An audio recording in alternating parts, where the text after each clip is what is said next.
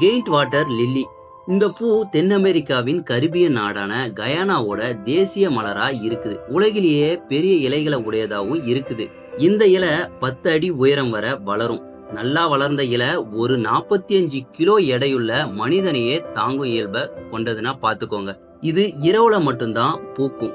இந்த பூ பூக்கிற நேரம், அதன் வாசனை எல்லாமே இயற்கையோட அற்புதம். அடுத்து பிக்சர் பிளான்ட்.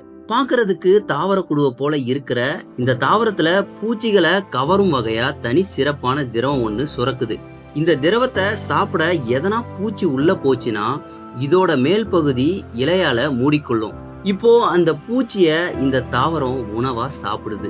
அடுத்து பார்க்க போறது அயகுசா வைன். இந்த அயகுசா தாவரக்குடி அமேசான் காடுகள்ல பரவலா காணப்படும். அமேசான் காட்டுல வாடுற பழங்குடிகள் மன அழுத்த தீர்வுக்கான கஷாயமா குடிச்சிட்டு வராங்க. இத பாரம்பரியமா பானிட்ரோபிஸ் காபி கொடியோட தண்டுகளையும் சைகோட்ரியா விரிடிஸ் புதரோட இலைகளோட சேர்த்து வேக வச்சு அயாவிஸ்கா கஷாயம் தயாரிக்கிறாங்க. அயாகுஷா பழுப்பு சிவப்பு நிற பானமா இருக்கு. இது ரொம்ப சுவையும் நல்ல மனமும் கொண்டது.